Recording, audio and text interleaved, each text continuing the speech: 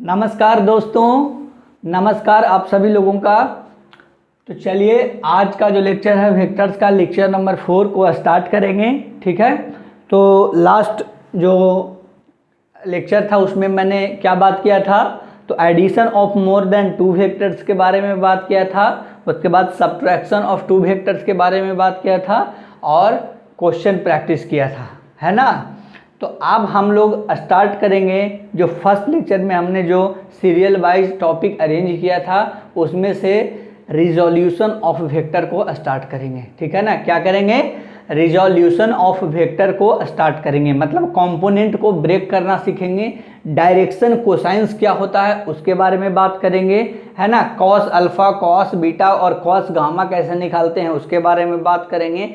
Tan theta कैसे निकालेंगे उसके बारे में बात करेंगे। कोई भी वेक्टर अगर दिया हुआ है तो उसको कंपोनेंट में कैसे ब्रेक करेंगे। अगर 45 डिग्री दिया हुआ है एंगल, 60 डिग्री दिया हुआ है एंगल, 90 डिग्री दिया हुआ है एंगल, ठीक है ना। तो आज के लेक्चर में रिजोल्यूशन ऑफ वेक्टर्स के बारे में पढ़ेंगे, ठीक है ना। तो चलिए अब स्टार्ट करते हैं रिजोल्यूशन ऑफ वेक्टर, है ना। तो चलिए बताइए, ये सब तो आपको पता ही होगा कि ये क्या है, एक्स एक्सिस और ये क्या है, बाई एक्सिस, ठीक है ना। क्या है ये, एक्स एक्सिस और ये क्या है, बाई एक्सिस, ठीक है। तो मान लीजिए कि एक वेक्टर है, ये वेक्टर है, क्या है ये, ए वेक्टर है, ठीक है ना। तो जब ये ए वेक्टर है और ये जो है वो एक्स एक्सिस के साथ जो एंगल बना रहा है वो कितना बना रहा है, अल्फा बना रहा है, ठीक है ना। क्या बना रहा है, अल्फा। तो बताइए ए वेक्टर जब अल्फा बनाता है तो जिधर बनाता है उधर क्या चीज़ में ब्रेक करता है, कॉस में, है ना। क्या में, ए कॉस अल्फा, क्या होगा, ए कॉस अल्फा। और जिधर अल्फा का एंगल नहीं बनता है उधर के लिए क्या बनता है, ए साइन अल्फा। क्या होता है, ए साइन अल्फा, ठीक है ना। तो ये क्या हो जाएगा, ए कॉस अल्फा, है ना। ए वेक्टर है, एक्स एक्सिस के साथ अल्फा एंगल बनाता है, तो जिधर एंगल बनाता है उधर की ओर कॉस में ब्रेक होता है और जिधर एंगल नहीं बनाता उधर क्या हो जाता है, साइन में ब्रेक हो जाता है। तो ए साइन अल्फा और ये क्या हो जाएगा, ए कॉस अल्फा, ठीक है इतना। अब बताइए ए कॉस अल्फा और ये क्या हो गया, ए साइन अल्फा, है ना। अब यहाँ पे नाम दे दीजिए कुछ, ए बी सी और डी, ठीक है ना। क्या नाम दे दीजिए, A B O C, A B O सी नाम दे दीजिए, है ना। तो क्या अच्छा रहेगा फिर, ए बी ओ, ठीक है। आप उसके बाद बात करते हैं कि क्या हमने बात किया कि जो ए वेक्टर का, क्या बात किया हम लोगों ने, ध्यान से सुनिएगा। ए वेक्टर का एक्स एक्सिस के तरफ कितना आया है, ए कॉस अल्फा, कितना आया है, ए कॉस अल्फा, ठीक है। ए बाई मतलब बाई एक्सिस की तरफ ए का कंपोनेंट है, इसको क्या बोल सकते हैं कि component of a in the axis of y, या component of a in the y axis हो जाएगा, ठीक है ना। और ये क्या हो जाएगा, एक्स का, ए का कंपोनेंट एक्स एक्सिस की ओर हो जाएगा। तो ए बाई बराबर कितना होगा, ये ए साइन अल्फा, कितना हो जाएगा, ए साइन अल्फा हो जाएगा, ठीक है ना। क्या हो जाएगा, ए साइन अल्फा, इतना समझ में आया। ये हो जाएगा a x is equal to the A cos alpha. थोड़ा सा मैं इधर हो जाता हूँ ताकि आपको शैडो से दिखाई ना पड़े, इसलिए a x is equal to the क्या हो जाएगा, ए कॉस अल्फा, और ए बाई से क्या हो जाएगा, ए साइन अल्फा हो जाएगा, ठीक है। तो इससे अगर हम कॉस अल्फा निकालना चाहे तो बताइए क्या हो जाएगा, कॉस अल्फा निकालना चाहे तो क्या हो जाएगा, ए एक्स बाई ए, ठीक है। कॉस अल्फा निकालना तो ए एक्स बाई ए, और अगर साइन अल्फा निकालना है तो उसको क्या बोलेंगे, ए बाई ए, ठीक है। क्या हो जाएगा, ए बाई ए। और अगर हम निकालना चाहे टैन अल्फा तो टैन अल्फा निकालने के लिए क्या हो जाएगा, टैन अल्फा जो होता है वो sine alpha by cos alpha होता है। तो sine alpha by cos alpha करेंगे तो बताइए क्या हो जाएगा, ए बाई ए एक्स बाई ए और ए कैंसिल हो जाएगा। तो टैन अल्फा जो हो जाएगा वो क्या हो जाएगा, ए बाई, है ना, बाई ए एक्स, मतलब कि ए का कंपोनेंट बाई की तरफ, बाई ए का कंपोनेंट एक्स की तरफ हो जाएगा। ठीक है कि नहीं, ध्यान से देखिएगा, आपको सारा समझ में आ जाएगा। ठीक है, और बताइए इस ए वेक्टर का अगर मैग्नीट्यूड निकालना रहता है तो कैसे निकालते हैं। अगर देखिए इतना तो सही है, ये क्या है, resolution of vector in 2D है, क्या है ना, 2D मतलब कि दो ब्रेक करेगा तो कंपोनेंट जो ब्रेक करेगा वो दो डायरेक्शन में करेगा, इसलिए क्या बोला गया है 2D। लेकिन वो कंडीशन भी हम पढ़ाएंगे जब resolution of vector in 3D होगा। ठीक है, तो इसके लिए टॉपिक क्या लिखेंगे, resolution of vector in 2D, resolution of vector in 2D। ठीक है, resolution of vector in 2D, A x is equal to the A cos alpha हो जाएगा। क्यों, क्योंकि ये एक्स के एक्सिस की तरफ है ए वेक्टर का कंपोनेंट, है ना, ए वेक्टर का कंपोनेंट एक्स एक्सिस की ओर के लिए डिनोट करेंगे ए एक्स, और ये किसके बराबर आया है, ए कॉस अल्फा के बराबर, और इधर ए साइन अल्फा ए बाई के बराबर आया है। टैन अल्फा क्या हो जाएगा, sine alpha by cos alpha, है ना, कॉस अल्फा निकल जाएगा, साइन अल्फा निकल जाएगा, तो टैन अल्फा भी निकल जाएगा। जब हमको साइन अल्फा का वैल्यू पता है और कॉस अल्फा का वैल्यू पता है तो क्या टैन अल्फा नहीं निकाल पाएंगे, हाँ निकाल पाएंगे। तो ऐसे करके हमने निकाल लिया।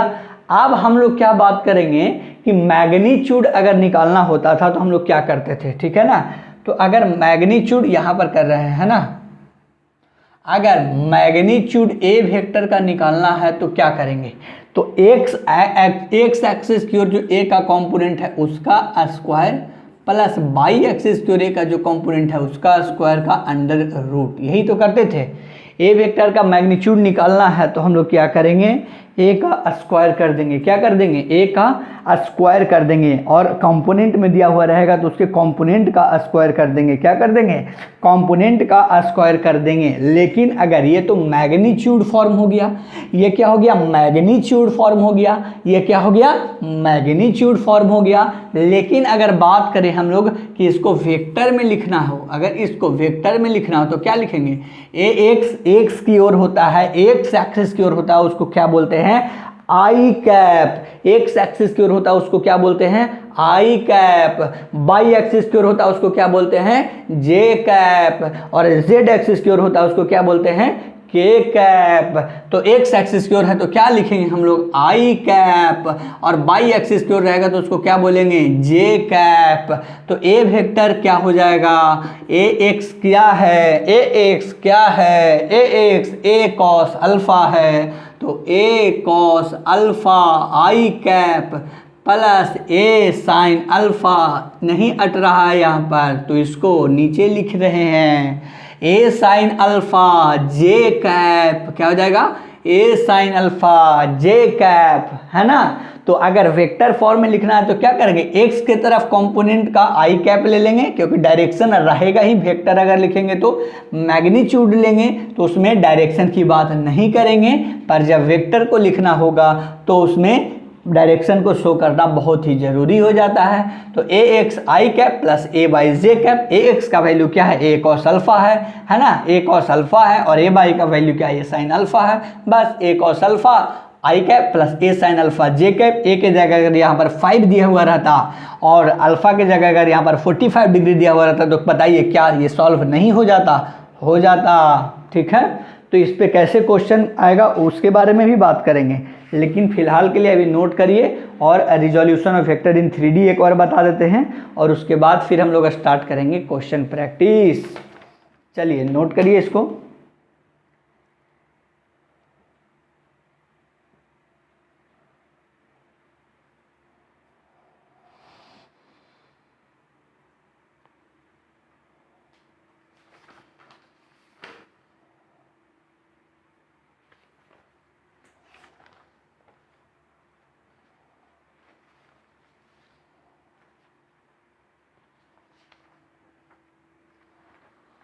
ठीक है, अगर यहाँ तक हो चुका है, ठीक है ना, तो ये हो जाएगा अल्फ़ा। और अगर इधर से भी लेकर के बना सकते हैं तो कोई बात नहीं, इधर से बीटा लेकर के मान करके बना लेंगे, ऐसे ही सब कुछ लिख देंगे ए कॉस बीटा। ये अगर बीटा ले लेंगे तो ये क्या हो जाएगा कॉस बीटा, ए कॉस बीटा, और ये क्या हो जाएगा ए साइन बीटा। तो ए एक्स की तरफ क्या हो जाएगा ए साइन बीटा, और ए वाई की तरफ क्या हो जाएगा ए कॉस बीटा, है ना। तो वैसे भी करके बना सकते हैं, कोई दिक्कत नहीं है, ठीक है। चलिए इसको मिटाते हैं।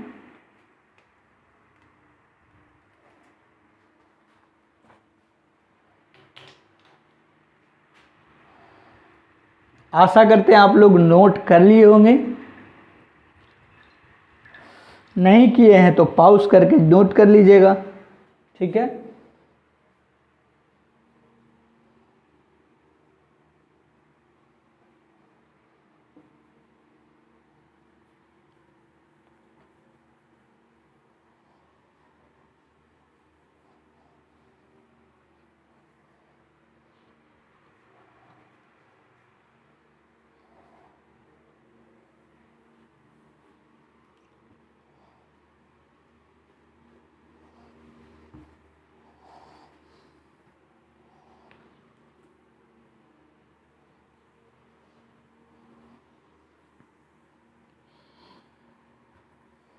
चलिए अब स्टार्ट करेंगे हम लोग resolution of vector in 3D, resolution of vector in 3D, ठीक है। चलिए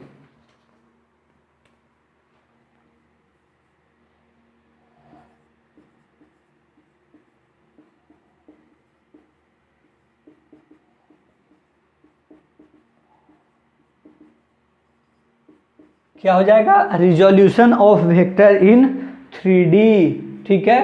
अब स्टार्ट करते हैं, जो मतलब तीनों में कंपोनेंट में ब्रेक करे, ठीक है ना।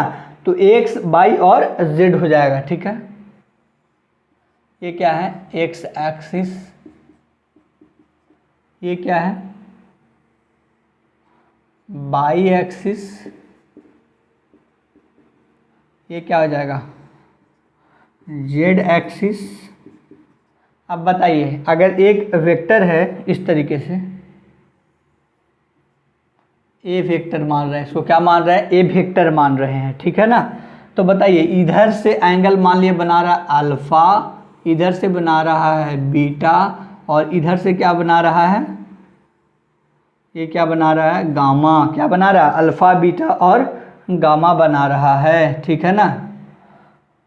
तो ये वाला एंगल बड़ा हो जाएगा, और हम लोग दो वेक्टर के बीच का जो एंगल लेते हैं वो क्या लेते हैं छोटा वाला लेते हैं, क्या लेते हैं छोटा वाला। तो ये वाला एंगल हो जाएगा छोटा, ठीक है। Resolution of vector in 3D, या ऐसा कहिए कि मेरे ख्याल से लग रहा है कि 180 टाइप होगा, तो कहीं से भी ले सकते हैं, ठीक है ना, इधर से ले ले।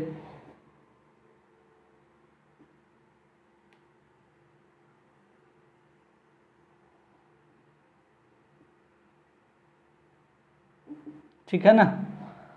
तो ये हो गया अल्फ़ा जो हो जाएगा वो ए वेक्टर का एक्स एक्सिस से एंगल है, बीटा जो है वो ए वेक्टर का वाई एक्सिस से है, और गामा जो है वो क्या ए वेक्टर से जेड एक्सिस का है, ठीक है ना।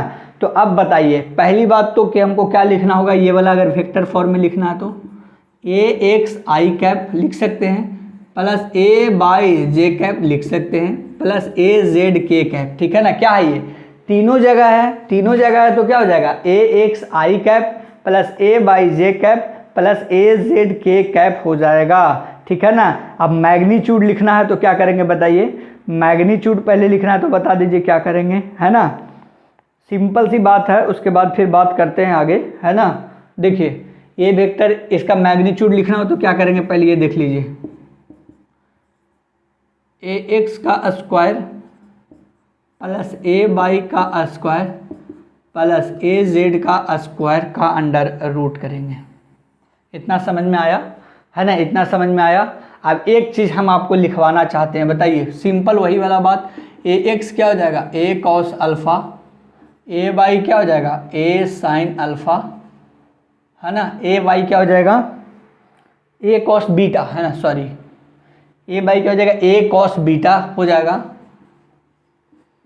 और ए जेड क्या हो जाएगा, ए कॉस गामा, ठीक है ना। कॉस में कर रहे हैं सबको, तो क्या हो जाएगा कॉस बीटा, यहाँ पर डायरेक्शन कोसाइंस इसको बोलते हैं। जो कॉस अल्फा, कॉस बीटा और कॉस गामा निकल रहा है वो उसको क्या बोलते हैं, डायरेक्शन कोसाइंस। तो डायरेक्शन कोसाइंस निकालने के लिए बोलेगा तो क्या करेंगे हम लोग बताइए, कॉस अल्फा का वैल्यू निकाल देंगे, कॉस बीटा का वैल्यू निकाल देंगे और कॉस गामा का वैल्यू निकाल देंगे। तो कॉस अल्फा क्या हो जाएगा, एक्स का ए का कंपोनेंट एक्स की तरफ बाई ए का मैग्नीट्यूड, मतलब ए वेक्टर का मैग्नीट्यूड, इसी को क्या बोल सकते हैं, ए बोल सकते हैं, है कि नहीं।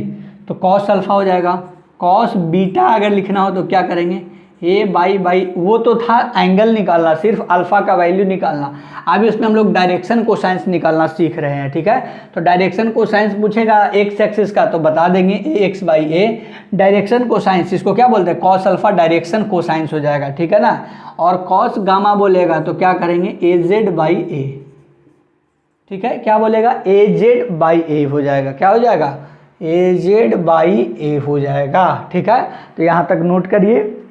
और ये वेक्टर का मैग्नीट्यूड निकालना सीख ही गए हैं। तो अब अगर हम इसको सॉल्व करना चाहें तो क्या हो जाएगा, ए वेक्टर का मैग्नीट्यूड निकालना है तो एक्स की तरफ क्या हो जाएगा, ए कॉस अल्फा, ए कॉस अल्फा का स्क्वायर प्लस ए कॉस बीटा का स्क्वायर प्लस ए कॉस गामा का स्क्वायर, है ना, ए कॉस गामा का स्क्वायर का अंडर रूट। बताइए कर लीजिएगा कि नहीं, जो बताइए, है ना। तो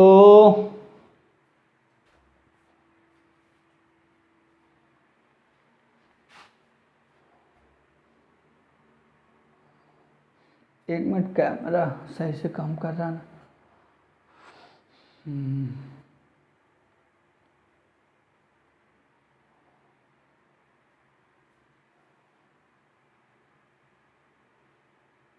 ठीक है कैमरा काम कर रहा है, ठीक है। अब देखिए a vector is equal to the A cos, ठीक है। तो इस अंडर रूट को अगर इधर ले आए तो इसको क्या हम ए स्क्वायर लिख सकते हैं, a square is equal to the a square cos square alpha plus a square cos square beta plus a square cos square gamma, है ना। जैसे कि resolution of vector in 2D में मैंने किया था ना, cos square alpha plus sine square alpha, उसी तरीके से मैग्नीट्यूड निकालना है तो क्या करेंगे, स्क्वायर करेंगे। अब अंडर रूट इधर था, इधर ले आया तो स्क्वायर हो गया। तो ए स्क्वायर और ए स्क्वायर क्या करेंगे, कॉमन ले लेंगे पहले इसमें, ए स्क्वायर, इसमें से ए स्क्वायर कॉमन ले लेंगे तो क्या बच जाएगा, ब्रैकेट में cos square alpha plus cos square beta plus cos square gamma, ठीक है। इस ए स्क्वायर से ए स्क्वायर कैंसिल हो जाएगा तो इधर क्या बच जाएगा 1। तो cos square alpha plus cos square beta plus cos square gamma is equal to the 1। ध्यान रखिएगा इसको कि cos square alpha plus cos square plus beta plus cos square gamma is equal to कितना होता है, 1 होता है। ध्यान दीजिएगा, ठीक है ना। इसको नोट करिए, फिर आगे बात करेंगे। सब कुछ समझ में आ गया होगा क्योंकि कुछ भी बताया नहीं है ज़्यादा, जो 2D में बताया था उसी को 3D में बताया है। एक्स की तरफ डायरेक्शन कोसाइन निकालना रहेगा तो एक्स की तरफ ए कॉस अल्फा, बाई की तरफ ए कॉस बीटा, ए जेड हो जाएगा ए कॉस गामा हो जाएगा, है कि नहीं।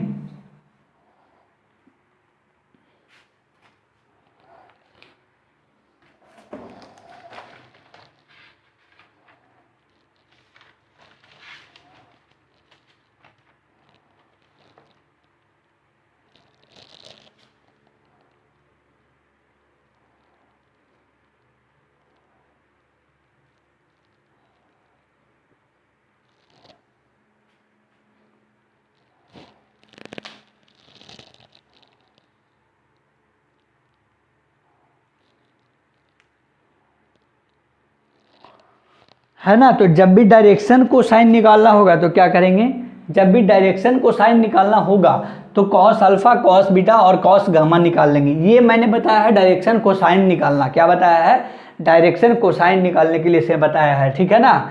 तो इधर उधर मत ध्यान लगाइएगा कि सर कंपोनेंट ब्रेक हुआ तो साइन अल्फा वगैरह क्यों नहीं आया है।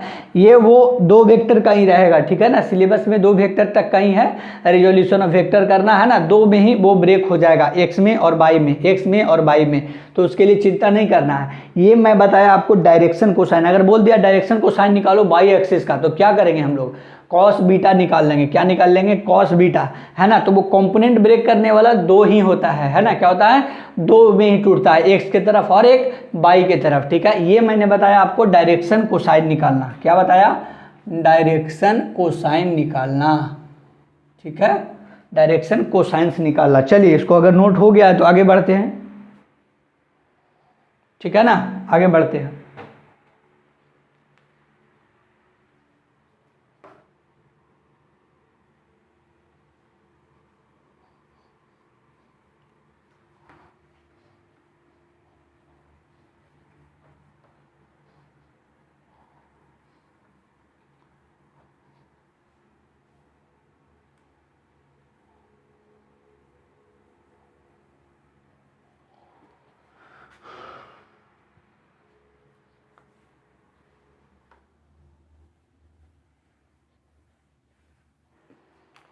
तो दोस्तों थोड़ी देर के लिए लाइट चली गई थी, इसलिए फिर से अब स्टार्ट करते हैं, है ना।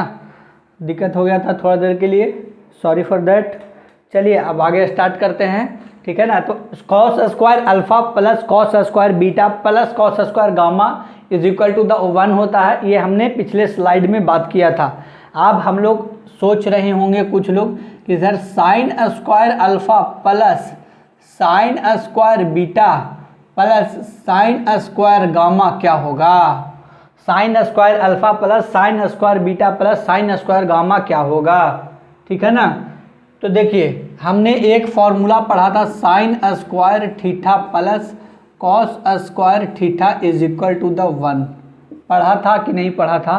तो अगर हमको साइन स्क्वायर थीटा लिखना है तो हम लोग क्या इसको लिख सकते हैं, 1 माइनस कॉस स्क्वायर थीटा लिख सकते हैं कि नहीं, sine square theta is equal to the 1 minus cos square theta लिख सकते हैं कि नहीं लिख सकते हैं, लिख सकते हैं, जरूर लिख सकते हैं, क्योंकि इधर प्लस में उधर जाएगा तो माइनस में हो जाएगा। तो सबके साथ बस वही खेल कर देना है, 1 minus cos square alpha plus 1 minus cos square beta plus 1 minus sine square gamma, sorry cos square gamma, है ना। क्या हो जाएगा, कॉस स्क्वायर गामा क्या होगा, क्या होगा। तो देखिए पहले तो 1 प्लस 1 प्लस 1 क्या हो जाएगा 3, और minus cos square alpha minus cos square beta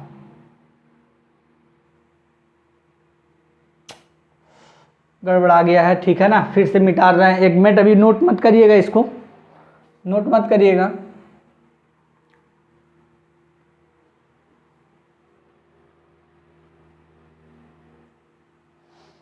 देखिए sine square theta plus cos square theta is equal to the 1 होता है। तो क्या हम लिख सकते हैं, cos square theta is equal to the 1 minus sine square theta लिख सकते हैं। तो इसको सॉल्व करने के लिए हमको पहले सबसे पहले उस इक्वेशन को लिखना होगा जो हमने पिछली बार प्रूफ किया था, cos square alpha plus cos square beta plus cos square gamma is equal to the 1, ठीक है। अब इसको तोड़ना है, 1 minus sine square alpha plus 1 minus sine square beta plus 1 minus sine square gamma is equal to the 1। अब देखिए 1 plus 1 plus 1 is equal to the 3 minus sine square alpha minus of sine square beta minus of sine square gamma is equal to the 1, ठीक है। अब बताइए 1 में से 3 जाएगा तो क्या बचेगा, -2, इस 3 को उधर भेज रहे हैं, -3 हो जाएगा। अगर माइनस को कॉमन ले लें तो सारा क्या हो जाएगा, प्लस हो जाएगा। Sine square alpha plus sine square beta plus sine square gamma, है ना, is equal to the 1 minus 3 लिख सकते हैं कि नहीं लिख सकते। इस माइनस को सबसे क्या करें, कॉमन है, ये तीनों में क्या कॉमन है, sine square alpha sign square beta और साइन स्क्वायर गामा में क्या कॉमन है, तो माइनस कॉमन है। देखिए सब में माइनस है, तो इस माइनस को अगर इधर कर दिए तो सब क्या हो जाएगा, प्लस हो जाएगा। अगर सॉल्व करेंगे तो फिर से इसी में टूट जाएगा, माइनस इंटू प्लस, यहाँ पर कुछ नहीं है तो प्लस, तो minus into plus minus sine square alpha, फिर minus into plus sine square alpha minus sine square beta हो जाएगा, सॉरी साइन स्क्वायर बीटा, तो minus into plus sine square beta minus of sine square gamma, है ना, minus में गुना कर देंगे तो कॉमन ले लिए, ठीक है, इतना तो सबको आना चाहिए। तो अब क्या हो जाएगा, sine square alpha plus sine square beta plus sine square gamma is equal to the minus of 2, 1 में से -3 जाएगा तो माइनस ऑफ 2, ये वाला माइनस और ये वाला माइनस क्या हो जाएगा, कैंसिल हो जाएगा, ये वाला माइनस और ये वाला क्या हो जाएगा, कैंसिल हो जाएगा। तो हमारा आंसर आ जाएगा sine square alpha plus sine square beta plus sine square gamma is equal to the 2। ध्यान क्या रखना है, sine square alpha is equal to the sine square alpha plus sine square beta plus sine square gamma is equal to the 2, जहाँ पर कि cos square alpha plus cos square beta plus cos square gamma क्या होता था, 1 होता था। ध्यान देना है, दोनों को डायरेक्ट क्वेश्चन में आ जाएगा और ऑब्जेक्टिव में आंसर दे देगा 1 2 3 4, तो लगाना है साइन के लिए 2 और कॉस के लिए 1 लगा देना है, ठीक है ना। चलिए इसको नोट करिए, फिर कुछ प्रॉपर्टी है रिजोल्यूशन का, उसके बाद फिर क्वेश्चन प्रैक्टिस करते हैं।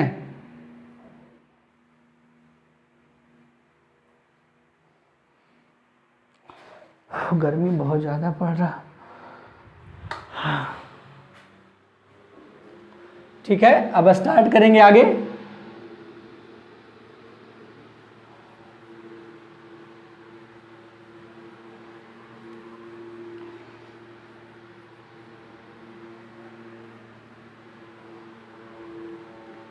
चलिए कुछ प्रॉपर्टी है वेक्टर का, उसको लिख लेते हैं, उसके बाद बात करते हैं क्या चीज़, क्वेश्चन के बारे में, ठीक है ना।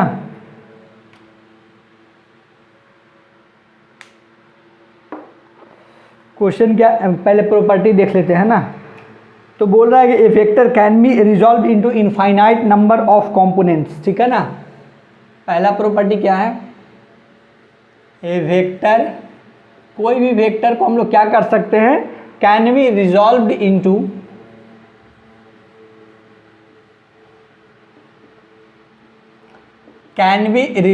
Into infinite number of components, infinite number of components. यहाँ तक समझ में आया, a vector can be resolve into infinite number of components, ठीक है। जैसे कि कोई एग्जांपल ले लेंगे, देखिए एग्जाम्पल के तौर पर क्या करें, जैसे 10 आई कैप है, तो पहले इसको कंपोनेंट ब्रेक करके क्या कर सकते हैं, i cap plus i cap plus i cap, ऐसे 10 टाइम्स लिख देंगे, हो जाएगा। लेकिन इसी 10 आई कैप को अगर हम और ब्रेक करें तो क्या ऐसे कर सकते हैं, i cap by 20 plus i cap by 20 नहीं, i cap by 2, i cap by 2 plus i cap by 2 plus i cap by 2।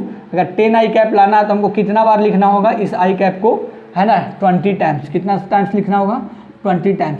फिर अगर आई बाई 3 लेंगे तो 30 टाइम्स, आई बाई 4 लेंगे तो 40 टाइम्स, आई बाई 5 लेंगे तो 50 टाइम्स। मतलब कि कोई तोड़ नहीं है इसका, इनफाइनाइट नंबर ऑफ कंपोनेंट्स में इसको ब्रेक कर सकते हैं। तो पहला प्रॉपर्टी तो ये हो गया। दूसरा property, maximum number of a components, maximum number of component, maximum number of components of a vector, maximum number of components of a vector, maximum number of components of a vector in a plane. एक plane में maximum जो रह सकता है वो कितना रह सकता है, 2 रह सकता है। कितना रह सकता है, 2 रह सकता है। बट ठीक है ना, maximum number of components of a vector in a plane, एक प्लेन की अगर बात करेंगे तो 2 कंपोनेंट्स मैक्सिमम रह सकता है, ठीक है ना। जैसे कि ये देखिए, ये एक कंपोनेंट है, एक्स एक्सिस और वाई एक्सिस ए वेक्टर है। इसको क्या कर सकते हैं, एक एक्स में तोड़ सकते हैं और दूसरा वाई में तोड़ सकते हैं, है ना। अगर एक प्लेन में है तो, एक प्लेन में है एक्स और वाई प्लेन में तो, ठीक है। तो क्या कर सकते हैं, एक ये हो जाएगा और दूसरा ये हो जाएगा। तो मैक्सिमम नंबर में 2 में तोड़ सकते हैं, ठीक है।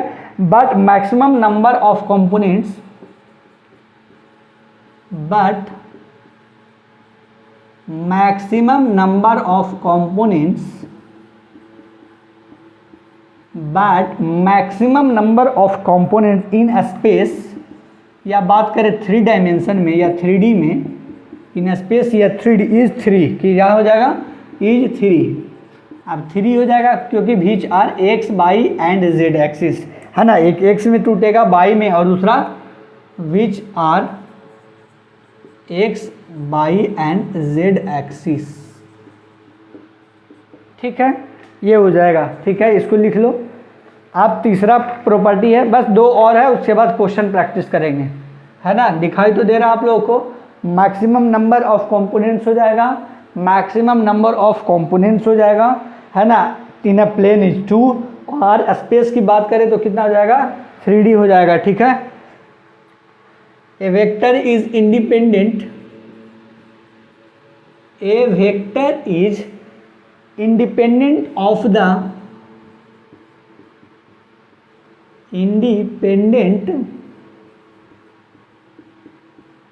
a vector is independent of the orientation of axis,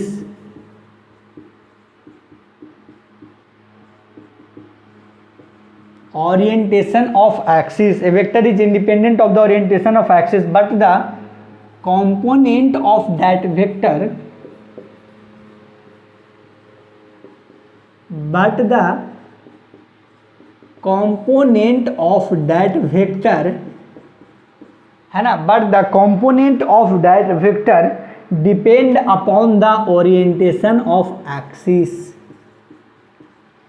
depend upon the orientation of axis। ठीक है ना, a vector is independent of the orientation of axis, but the component of that vector depend upon the orientation of axis। क्या हो जाएगा, तो depend upon the orientation of axis।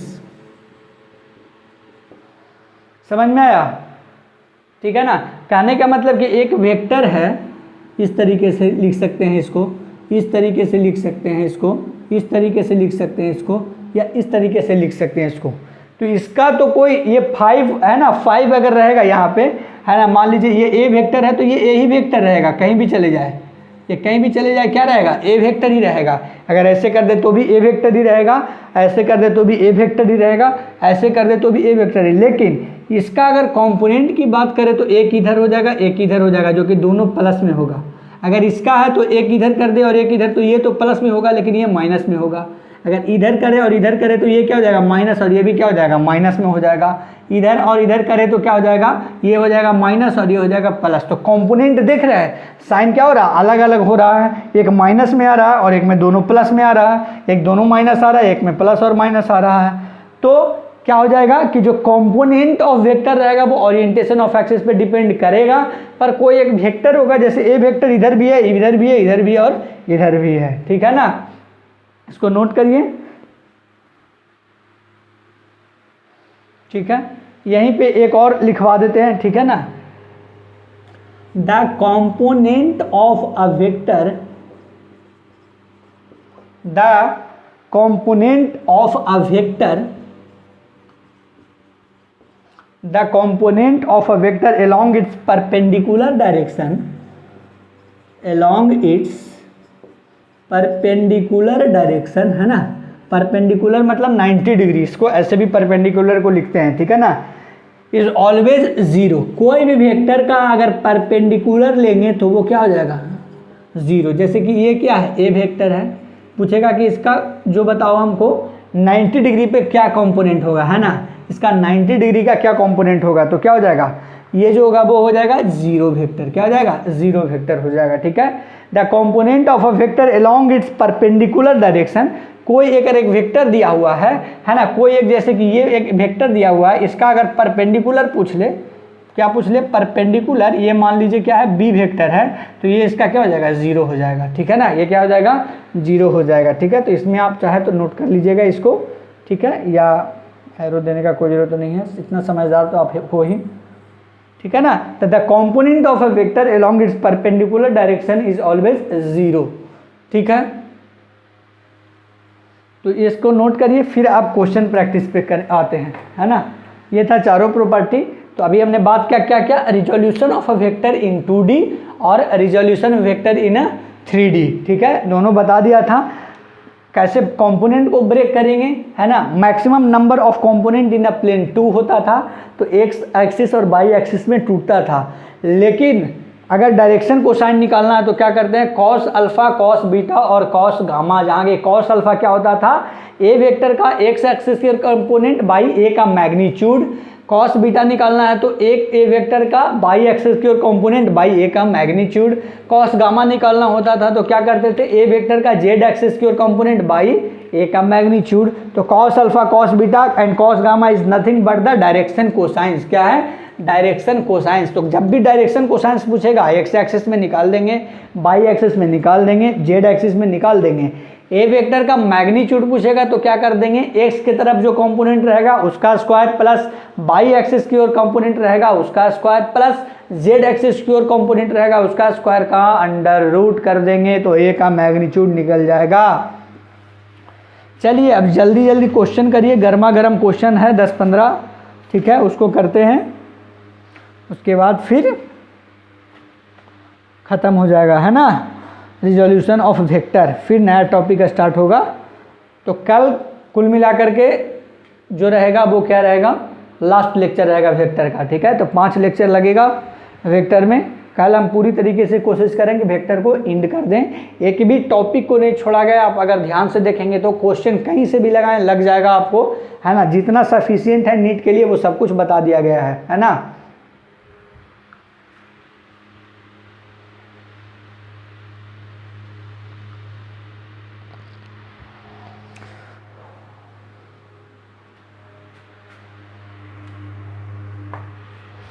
गर्मी बहुत है यार।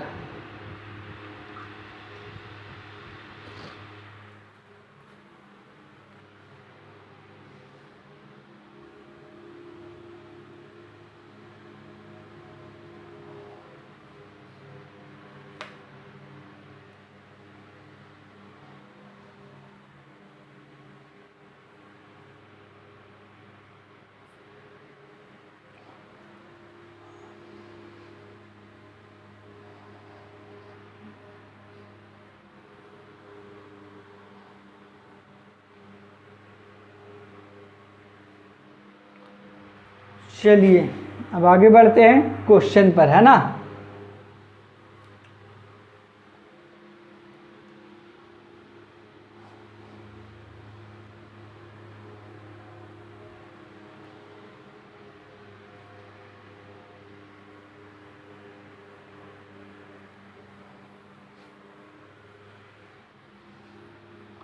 पहला क्वेश्चन लिखिए, if P vector is equal to the 3i cap if p vector is equal to the 3i cap plus 4j cap plus 12k cap, then find magnitude, then find magnitude and the direction cosines of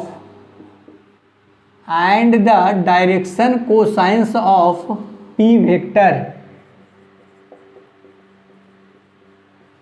direction cosines of p vector. बस question ये है। Second question भी लगे हुए दे ही देते हैं। Find the angle made by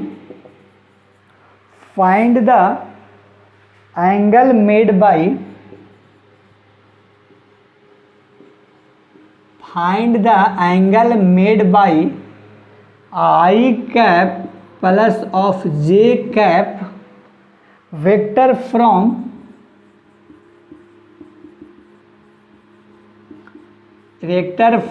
x and y axis respectively,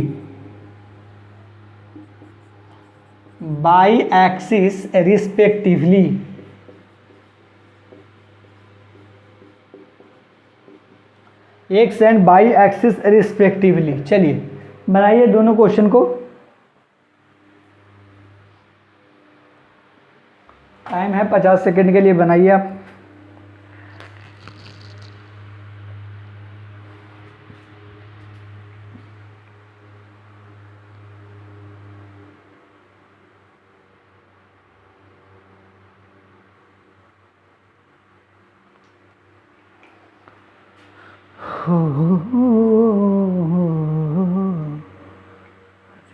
आशिकी में जानम दुनिया भुला देंगे, तेरी आशिकी में जानम दुनिया भुला देंगे, तुम चाहे बचो जितना हम तुमको चुरा लेंगे, आशिकी में जानम दुनिया भुला देंगे, तुम चाहे बचो जितना हम तुमको चुरा लेंगे।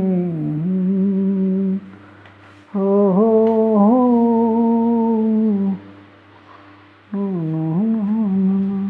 स्टार्ट करें।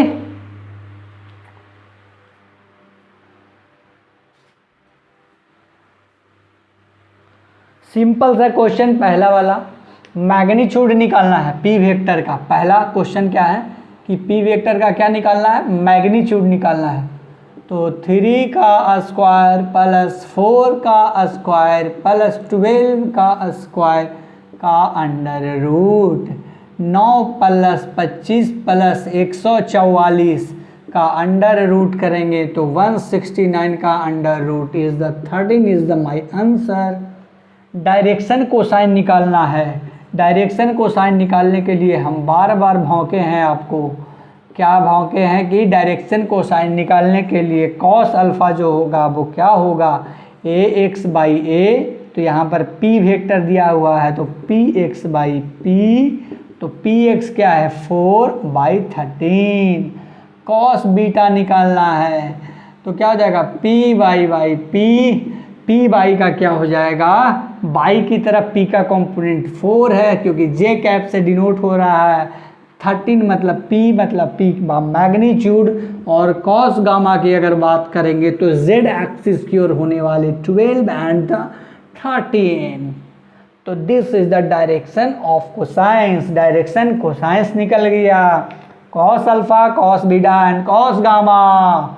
ठीक है, अब आते हैं सेकेंड क्वेश्चन पे, है ना, इसको नोट कर लीजिए, फिर आते हैं सेकेंड क्वेश्चन पे। ठीक है, चलिए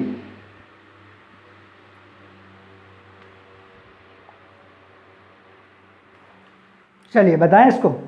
देखिए एक वेक्टर है आई कैप और जे कैप। ठीक है, मान लीजिए ये क्या है आपका, ये है, ये क्या है, ये आपका क्या है, वेक्टर है आई कैप प्लस जे कैप। ठीक है ना, तो पूछ रहा है एक्स की ओर एंगल और बाई का तरफ एंगल क्या होगा। ठीक है, यही पूछ रहा है ना, एंगल क्या होगा। तो पहले तो मान लीजिए इसको ए वेक्टर मान लेते हैं, तो ए वेक्टर का मैग्नीट्यूड निकालेंगे तो कितना आएगा, कैप दिया हुआ है और आगे में कोई मैग्नीट्यूड नहीं दिया हुआ है, तो आई कैप का मतलब 1 होता है, जे कैप का भी मतलब क्या होता है 1 का स्क्वायर, और 1 का स्क्वायर का अंडर रूट 2 हो जाएगा। ठीक है, अब बताइए कॉस अल्फ़ा बराबर क्या हो जाएगा, अल्फ़ा निकालना है और कॉस बीटा निकालना है। ठीक है, तो कॉस अल्फ़ा क्या हो जाएगा ए एक्स बाई ए का एक्स की ओर कंपोनेंट बाई ए, तो 1/√2, तो 1/√2 किसका वैल्यू होता है, कॉस अल्फ़ा बराबर हो जाएगा कॉस 45 डिग्री, तो अल्फ़ा बराबर क्या हो जाएगा अल्फ़ा बराबर क्या हो जाएगा 45 डिग्री। ठीक है, 1/√2। और अगर कॉस बीटा के बारे में बात करेगा तो क्या हो जाएगा, कॉस बीटा मतलब कि ए बाई ए, बाई के तरफ जो ए का कंपोनेंट है वो कितना है 1 है ना, 1 आ जाएगा, क्या हो जाएगा, ठीक है ना, ए कॉस बीटा इधर है तो क्या हो जाएगा कॉस बीटा बराबर ए बाई ए हो जाएगा, ए बाई क्या हो जाएगा जे कैप है तो 1 और ए का मैग्नीट्यूड √2, तो इसका भी क्या हो जाएगा beta is equal to the 45 degree. ठीक है, अल्फ़ा और बीटा निकाल दिए तो एक्स एक्सिस की ओर निकालने वाला है ना, डायरेक्शन कोसाइन के रूप में भी पूछ सकता है और एक्स और वाई एक्सिस के एंगल के रूप में भी पूछ सकता है। देखिए कैसे घुमाता है क्वेश्चन को, जो नोट करिए।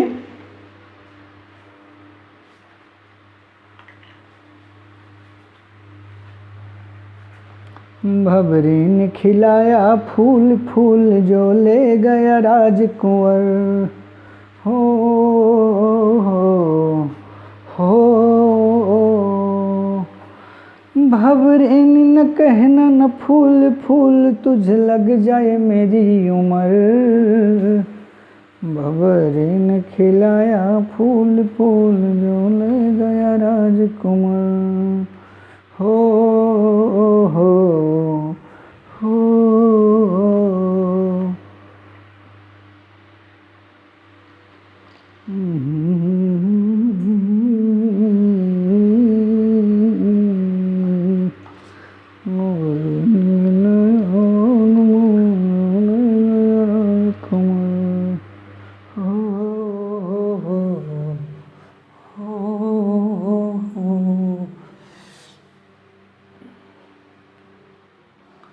शांति शांति का प्यार का जमन, तेरा मुल्क मेरा देश मेरा ये वतन, शांति का उन्नति है प्यार का Yemen.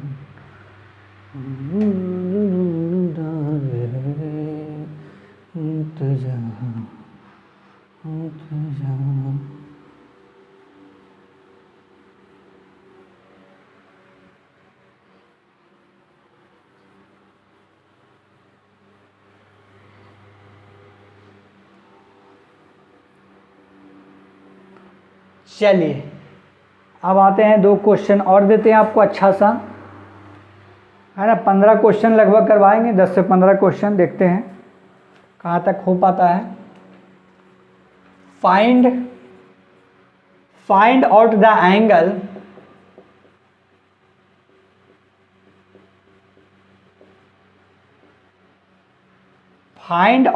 Angle made by A vector is equal to the I cap plus J cap plus K cap vector from X, Y and Z axis respectively.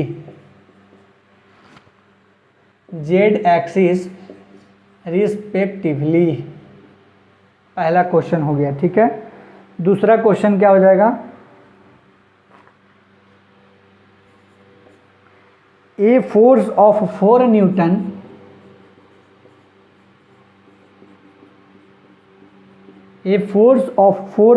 is inclined at an angle of 60 degree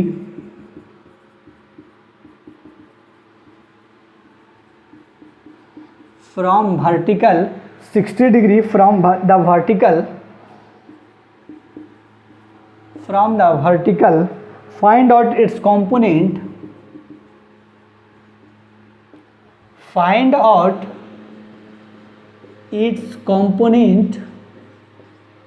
at an angle of 60 degree from the vertical, find out its component along horizontal and vertical direction. Along horizontal and vertical directions. चलिए निकालिए, दोनों को बनाइए जल्दी जल्दी, दोनों ही बहुत easy question.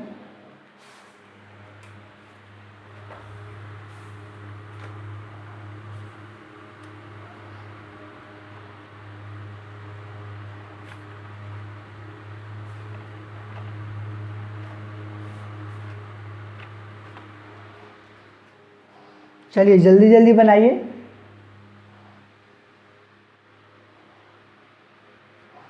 Resolution of vector के बाद बच जाएगा 2 टॉपिक, स्केलर प्रोडक्ट और वेक्टर प्रोडक्ट। तो 1 लेक्चर और है मुश्किल से, उसके बाद क्वेश्चन प्रैक्टिस का भी सेशन चलेगा, है ना। लगभग हर चैप्टर का हम कम से कम तो 1000 क्वेश्चन करवाने का कोशिश करेंगे, है ना।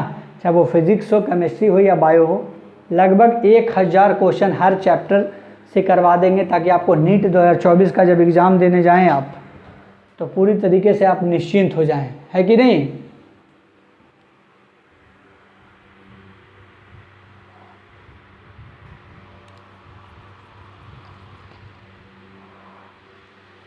गर्मी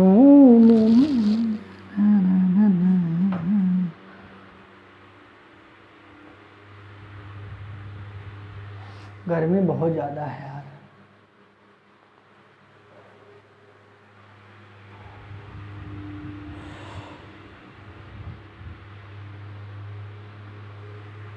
चलिए, ये तो कुछ भी नहीं है। ए वेक्टर का मैग्नीट्यूड निकाल लीजिए बस। Find out the angle, angle मतलब डायरेक्शन कोसाइन निकालना एक्स वाई और जेड की तरफ का। तो पहले तो मैग्नीट्यूड निकालेंगे। कैप दिया हुआ है, आगे कोई मैग्नीट्यूड नहीं है, तो 1 जिसका वैल्यू होता है 1 का स्क्वायर प्लस 1 का स्क्वायर का √3। बस कॉस अल्फ़ा निकालना है। क्या करेंगे, कॉस अल्फ़ा क्या होता है, एक्स की ओर बनने वाला एंगल।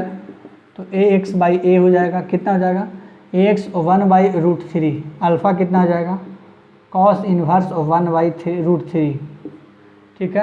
कॉस बीटा के बारे में बात करें, कॉस बीटा कितना हो जाएगा 1 बाई √3। बीटा कितना हो जाएगा, कॉस इन्वर्स 1 बाई √3। इसका क्या हो जाएगा, ए बाई ए, यही तो होता है।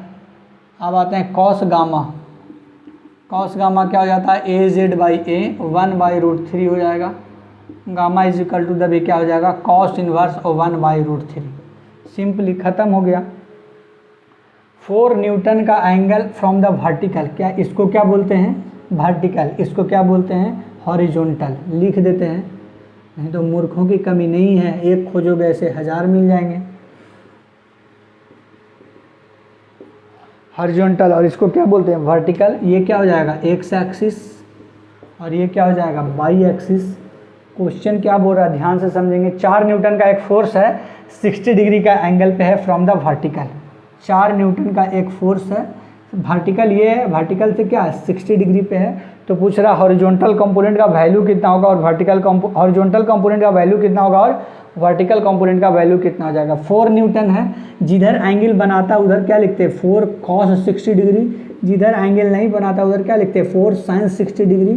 तो 4 इंटू √3/2 सॉल्व करेंगे तो हो जाएगा 2√3। क्या हो जाएगा 2√3 न्यूटन। और इसका क्या हो जाएगा 4 इंटू 1/2, तो कितना हो जाएगा 2 न्यूटन। बस आंसर हो गया, खत्म।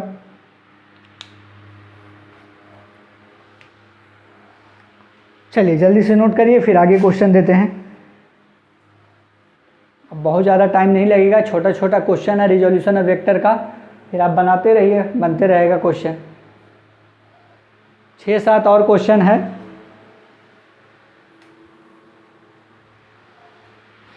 गर्मी बहुत ज़्यादा लग रहा है, ओह गॉड।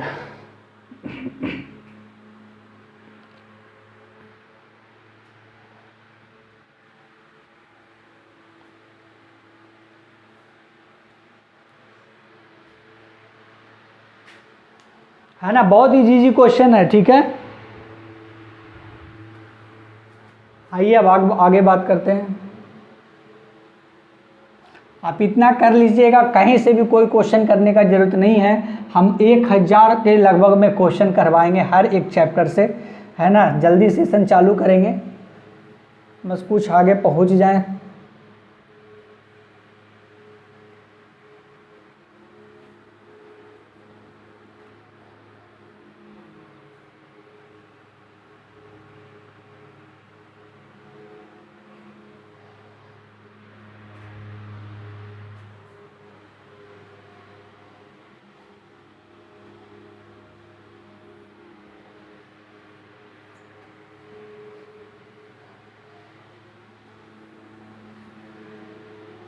पर्वतों से आज हम टकरा गए, तुमने दी आवाज लो हम आ गए, तुमने दी आवाज लो हम आ गए। पहला question, a force is inclined at an angle of 60 degree, inclined at an angle of 60 degree from the horizontal,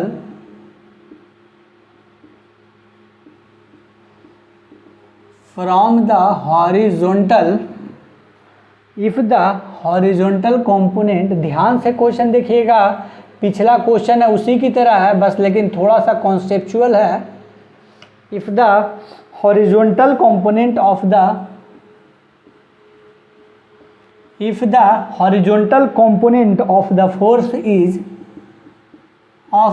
force is 40 Newton, calculate the vertical component.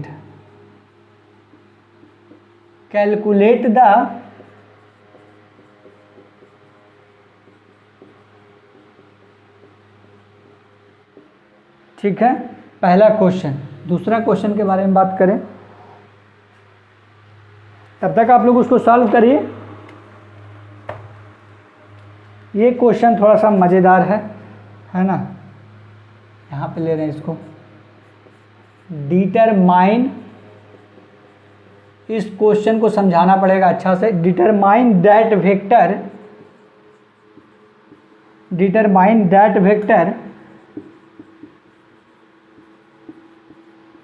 which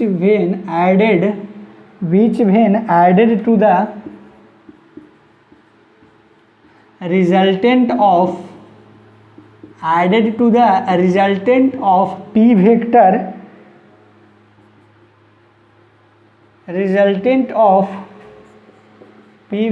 is equal to the 2i cap plus 7j cap minus of 10k cap and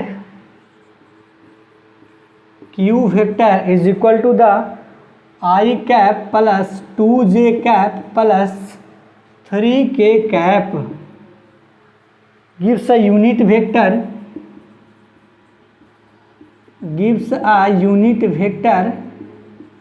along x axis। चलिए दोनों question को जल्दी से करिए,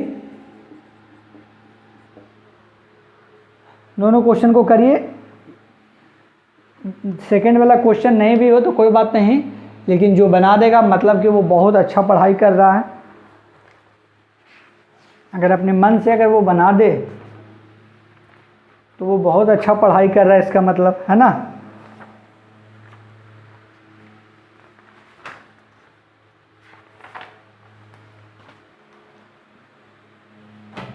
चलिए solve करिए जल्दी से, इतना टाइम दे रहे हैं ताकि आप सॉल्व करिए, बैठने के लिए नहीं।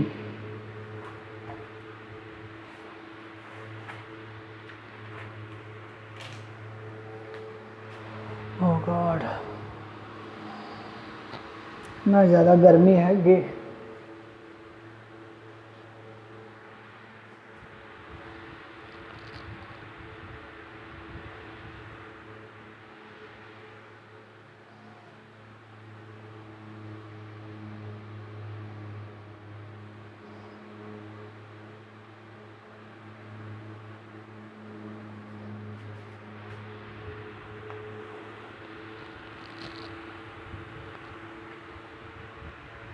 चलिए सॉल्व करते हैं ना। एक फोर्स है inclined at an angle of 60 degree from the horizontal, ये हॉरिजॉन्टल होता है और ये क्या होता है, वर्टिकल होता है। तो 60 डिग्री फ्रॉम द हॉरिजॉन्टल बोल रहा है, एक फोर्स है जो इतना, ठीक है। मान लीजिए कोई ए वेक्टर है, एक फोर्स है, ठीक है ना, फोर्स है तो एफ ले लेते हैं। क्या ले लेते हैं, F. If the horizontal component of the force is 40 Newton, मतलब कि एफ कॉस 60 जो है वो कितना दिया हुआ, 40 न्यूटन दिया हुआ है, यही ना। इधर की ओर एंगल बनाता है उसको क्या बोलते हैं, कॉस थीटा, और इधर क्या हो जाएगा, एफ साइन थीटा। तो हमसे पूछ क्या रहा, वर्टिकल कंपोनेंट का वैल्यू एफ साइन थीटा क्या होगा। तो पहले इसको सॉल्व कर लीजिए, एफ निकाल लीजिए इससे। एफ इंटू कॉस 60 कितना होता है, 1/2 इज इक्वल टू द 40। तो F is equal to the क्या हो गया, 80 न्यूटन। तो बताइए एफ साइन थीटा का वैल्यू क्या हो जाएगा, साइन थीटा, थीटा का जगह क्या है, 60 डिग्री है, क्या है, 60 डिग्री है। तो एफ का वैल्यू आ गया हमारा 80, साइन 60 √3/2 होता है। तो आंसर इज द 40√3 न्यूटन। ठीक है, सिंपल सा क्वेश्चन था। बताइए इस क्वेश्चन को अगर बात करें तो आई कैप किसको बोलते हैं, unit vector along x axis. J cap किसको बोलते हैं, unit vector along y axis. इसको के कैप किसको बोलते हैं? Unit vector along z axis हो जाएगा। क्या हो जाएगा? Unit vector along x axis, j cap क्या हो जाएगा? Unit vector along y axis, k cap क्या हो जाएगा? Unit vector along z axis. तो determine that vector which when added to the resultant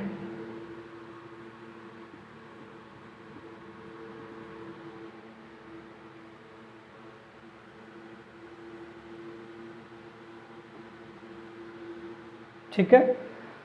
तो अब बताइए पी वेक्टर रिजल्टेंट पहले निकाल लेते हैं। पी वेक्टर और क्यू वेक्टर का रिजल्टेंट कितना हो जाएगा? R vector. तो आर वेक्टर निकालने के लिए दोनों को ऐड करेंगे। तो बताइए क्या हो जाएगा? ये क्या है? आई कैप प्लस 2j के कैप, ठीक है ना? I cap 2j cap plus 3k cap. तो बताइए p vector plus q vector is equal to the r vector. तो दोनों को ऐड करेंगे। आर वेक्टर क्या हो जाएगा हमारा? अगर पी वेक्टर को लिख रहे हैं कितना? 2i cap plus 7j cap minus of 10k cap. Q vector क्या लिख रहे हैं हम लोग? i cap plus 2j cap plus 3k cap. तो r वेक्टर क्या हो जाएगा? रिजल्टेंट दोनों को ऐड करके 3i cap plus 9j cap minus 7k cap हो जाएगा कि नहीं हो जाएगा? देखिए दोनों को ऐड कर रहे हैं तो ये माइनस है और ये प्लस है। तो ध्यान से देखिएगा, आर वेक्टर बोल रहा है मतलब रिजल्टेंट बोल रहा है ना। डिटरमाइन दैट वेक्टर, मान लीजिए कोई वेक्टर है उसको एक्स मान लेते हैं। तो डिटरमाइन वैसा वेक्टर को हमको पता लगाना है जब उस वेक्टर को जोड़ेंगे हम इसके रिजल्टेंट के साथ तो क्या देगा? एक unit vector along x axis. तो unit vector along x axis क्या होगा? आई कैप होगा कि नहीं होगा? आई कैप होगा कि नहीं होगा? यही ध्यान से कॉन्सेप्ट को पकड़ना है यहाँ पर कि क्या देगा रिजल्ट में आकर के? Unit vector along x axis. Determine that vector, एक ऐसा वेक्टर को ऐड करें जिसमें किसमें ऐड करना है? Resultant of p vector plus q vector. मतलब resultant of p vector and q vector. Resultant निकालने के लिए क्या करते हैं? दोनों को ऐड करते हैं। ए vector plus B vector. R vector निकालना रहता था रिजल्टेंट में तो a vector plus B vector करते थे, बाई ट्रायंगल ऑफ एडिशन की तरह करते थे कि नहीं करते थे? तो उसी तरीके से यहाँ पर क्या करेंगे? रिजल्टेंट निकालने के लिए दोनों को ऐड कर दिए, ठीक है। रिजल्टेंट पता है और देगा क्या? Unit vector along x axis. तो मान लीजिए कोई एक्स वेक्टर है उसको ऐड कर रहे हैं रिजल्टेंट वेक्टर के साथ तो वो unit vector along x axis दे रहा है। वो क्या है? आई कैप है। तो एक्स वेक्टर तो हमको पता नहीं है, यही तो निकालना है। और आर वेक्टर हमको पता है कितना है? 3i cap plus 9j cap minus of 7k cap और देगा हमको क्या? आई कैप। तो एक्स वेक्टर को निकालने के लिए क्या करेंगे? आई कैप माइनस में कर देंगे, सबको भेज देंगे उधर। 3i cap plus 9j cap minus of 7k cap. तो बताइए x vector I cap minus of 3i cap minus of 9j cap plus of 7k cap कितना हो गया? X vector minus of 2i cap minus of 9j cap plus 7 of k cap is the answer. समझ में आया? समझ में आया कि नहीं आया बताइए? सिंपल सा क्वेश्चन था, बस कॉन्सेप्ट को पकड़ना था। क्या करना था? कॉन्सेप्ट को पकड़ना था। बोल रहा है कि एक ऐसे वेक्टर को डिटरमाइन करिए, है ना, जिसमें हम जोड़ेंगे रिजल्टेंट को पी वेक्टर और क्यू वेक्टर को तो वो unit vector along x axis दे दे। और unit vector of along x axis क्या हो जाएगा? I cap. अगर बोलता है unit vector along z axis दे दे, जेड एक्सिस दे दे तो क्या लेते? के कैप लेते। इधर आई कैप की जगह के कैप। तो 3 क्वेश्चन बन सकता है ऐसा, ठीक है ना। आई कैप, जे कैप और के कैप दे दे। इधर एलॉन्ग एक्स एक्सिस दे दे, एलॉन्ग वाई एक्सिस दे दे, एलॉन्ग जेड एक्सिस दे दे। ध्यान से देखिएगा और बनाइएगा, और ऐसा क्वेश्चन आता रहता है। चलिए नोट करिए, फिर आगे बढ़ते हैं।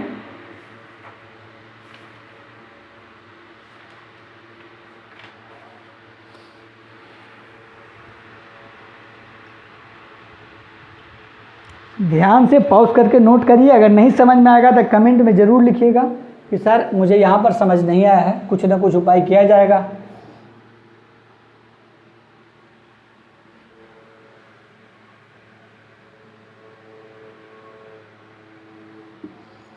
हमें तू है जगदम्बे वाली, जय दुर्गे खप्पर वाली, मैं तो उतारूं तेरी आरती। अम्बे तू है जगदम्बे वाली, उतारूं तेरी आरती। अम्बे तू है जगदम्बे वाली, जय दुर्गे खप्पर वाली, मैं तो उतारूं तेरी आरती। तू ही है माँ मेरी सब कुछ दुनिया में, तू ही है माँ मेरी सब कुछ दुनिया में, तेरे लिए सब कुछ झूठा है दुनिया में। Add vectors A vector, B vector and C vector है ना, एक फिगर दिया हुआ है, उसमें कुछ वेक्टर दिया हुआ है, उसको ऐड करना है। A vector, B vector and C vector which have equal magnitude,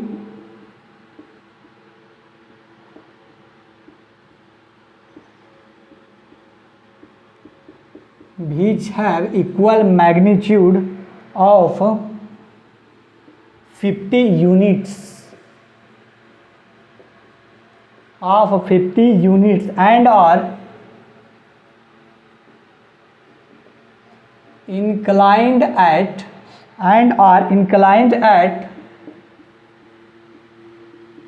angles of 45 degree, angles of 45 degree, 135 degree and 135 degree and 315 degree respectively from x axis। वो सारा एंगल जो बना रहा है वो कहाँ से बना रहा है, एक्स एक्सिस से। तो ये क्या करेंगे हम लोग, एक्स एक्सिस ले लेंगे। तो पहला वेक्टर जो ए वेक्टर है वो 45 डिग्री बना रहा है, 45 डिग्री बना रहा है क्वेश्चन के अनुसार, ठीक है। 135 डिग्री बना रहा है, 130 है ना, हैव इक्वल मैग्नीट्यूड, और जिसका मैग्नीट्यूड कितना है 50 यूनिट है। क्या है, 50 यूनिट है, सबका है, a vector B vector c vector सबका है। 135 डिग्री पे 135 कुछ इधर आएगा, ये 90 हो जाएगा, तो कुछ इस तरीके से आ जाएगा। तो ये क्या हो जाएगा 135 डिग्री आ जाएगा। ये भी क्या है, बी वेक्टर है ना, और इसका मैग्नीट्यूड कितना है 50 यूनिट्स है। कितना है मैग्नीट्यूड है ना। और जेड एक्सिस बता दीजिए कितना, जेड एक्सिस नहीं सॉरी, तीसरा वेक्टर जो सी वेक्टर है वो 315 डिग्री है। तो 315 डिग्री कुछ यहाँ पर आएगा कि नहीं आएगा, ध्यान से देखिएगा। 135 270 ये यहाँ पर कुछ आएगा, ठीक है ना। ये क्या हो जाएगा 315 डिग्री, 315 डिग्री हो जाएगा, ठीक है। ये सी वेक्टर है ना, ध्यान से देखिएगा, इसके जस्ट अपोजिट आएगा। क्या आएगा, इसके जस्ट अपोजिट आएगा, ठीक है। तो ये सी वेक्टर हो जाएगा, क्या हो जाएगा ये सी वेक्टर, इसका भी यूनिट क्या है 50 यूनिट्स है। चलिए इसको बना करके दिखाइए पहले, दूसरा क्वेश्चन इसमें हट नहीं पाएगा।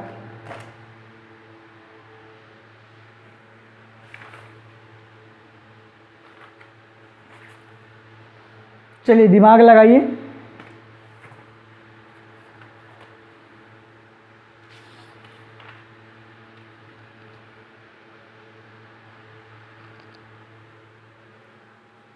ठीक है ना, बनाइए फिर बताते हैं इसको हम। थोड़ा सा दिमाग लगाना है बस। देखिए 315 डिग्री आपको पता नहीं चल रहा कैसे बनाया जाता है, तो देखिए ये कितना है 135 डिग्री है, 135 डिग्री है यहाँ तक। तो 315 डिग्री में से पहले 135 को घटाइए, दिमाग लगाइए, अगर आपको नहीं आ रहा है तो कितना आ जाएगा, आ जाएगा 180 डिग्री। कितना आ जाएगा 550, 11 में से 3 गया 8, 2 में से 1 गया 1, 180 डिग्री। तो यहाँ तक 135 है, तो ये जो एंगल होगा वो कितना होगा 180 डिग्री होगा कि नहीं होगा। तो मतलब जस्ट इसके अपोजिट बनेगा कि नहीं बनेगा, ध्यान से बनेगा कि नहीं 180 डिग्री पे। तो एक चीज़ है ना, आपको पता होगा कि अगर एक वेक्टर इधर होता है, एक वेक्टर इधर होता है, इक्वल मैग्नीट्यूड होता है। अगर इक्वल मैग्नीट्यूड होता है, ठीक है, मान लीजिए इधर क्या है 50, इधर क्या हो जाएगा -50, एक दूसरे को क्या कर देगा, कैंसिल कर देगा। क्या कर देगा, कैंसिल कर देगा। क्या कर देगा, कैंसिल कर देगा। तो ये भी क्या करेगा, इसको और इसको हम कैंसिल कर दें। जस्ट इक्वल है मैग्नीट्यूड और अपोजिट डायरेक्शन है। जब भी इक्वल मैग्नीट्यूड और अपोजिट डायरेक्शन में रहेगा, है ना, और सेम एंगल बनाएगा, ठीक है ना, तो क्या हो जाएगा, कैंसिल हो जाएगा। क्या हो जाएगा, अपोजिट है, अपोजिट मतलब सेम एंगल। क्या हो रहा है, 180 बन रहा है दोनों के बीच में। देखिए इस दोनों वेक्टर के बीच में एंगल कितना बना, 180। तो जस्ट क्या है, अपोजिट है। तो अपोजिट में क्या होता है, एक दूसरे को कैंसिल कर देता है। तो ये और ये गया तो सिर्फ क्या बच गया, ये बच गया। तो 50 यूनिट ही बचेगा, है ना। जब हम लोग ए वेक्टर प्लस बी वेक्टर और सी वेक्टर को ऐड करेंगे तो आंसर क्या आएगा हमारा, बताइए। ए वेक्टर और बी वेक्टर और सी वेक्टर को क्या किए हैं, ऐड किए हैं। तो बताइए आंसर क्या बचेगा हमारा। जब सम कर दिए सम ऑफ दिस वेक्टर तो 50 यूनिट्स, आंसर में क्या बचा, 50 units along 45 degree, 50 units along 45 degree with the X axis, यही होगा ना। 50 unit at 45 degree from X axis. खत्म, टाटा बाय बाय।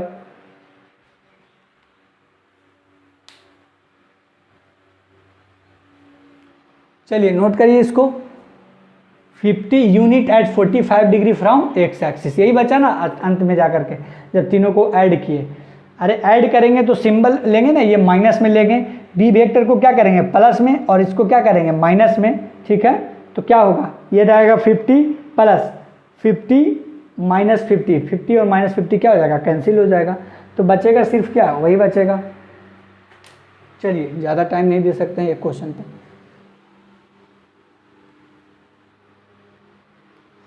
बहुत ही ईजी वे जो होता है उसमें हम समझाते हैं। बहुत दिमाग लगाने के बाद एक इजी वे निकलता है, उसमें समझाने की कोशिश करते हैं। फिर भी अगर नहीं आ रहा तो नीट की तैयारी करनी है। आते क्यों हो, अगर नहीं आता है इतना भी तो।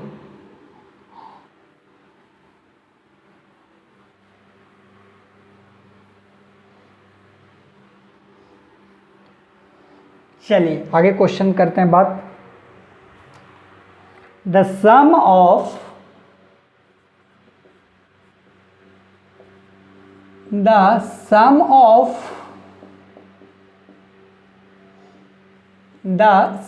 Of three vectors shown in figure, ठीक है, मतलब फिगर बनाना पड़ेगा। Shown in figure is zero,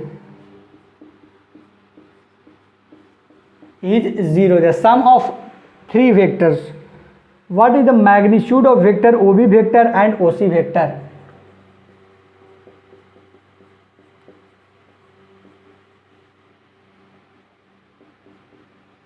What is the magnitude of OB vector and OC vector? ठीक है, बताइए। फिगर एक दिया हुआ है, मान लीजिए एक ये क्या है बी, ये क्या है ए, ये क्या है सी, ठीक है। अब आपको बताना है sum of three vector shown in figure.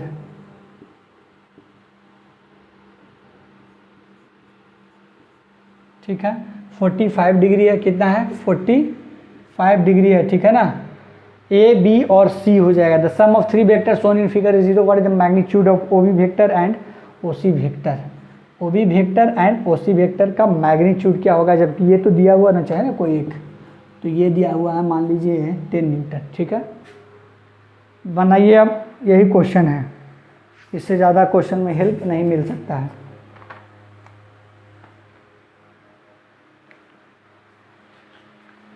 एक क्वेश्चन और अट ही जाएगा यहाँ पर, है ना।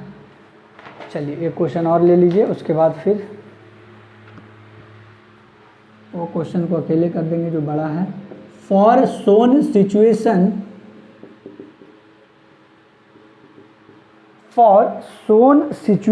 What will be the magnitude of, इसमें भी फिगर बनाना पड़ेगा। व्हाट विल, आप लोग बनाइए तब तक ऊपर वाला दिमाग लगाइए कुछ। What will be the magnitude of, what will be the magnitude of minimum force in newton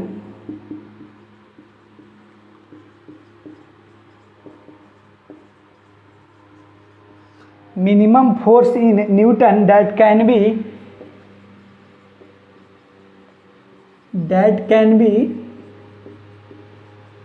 applied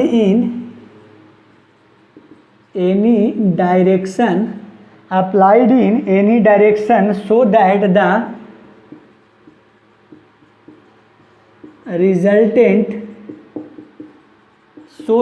the resultant camera सही से काम कर रहा है,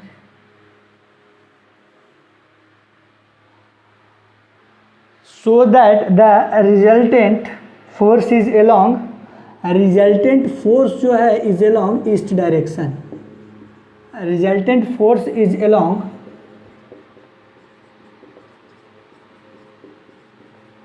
बनाइए। क्वेश्चन का जो है ना फिगर वो बताना पड़ेगा। तो देखिए ये क्या है ईस्ट, ये क्या है नॉर्थ, ये क्या है साउथ और ये क्या है वेस्ट।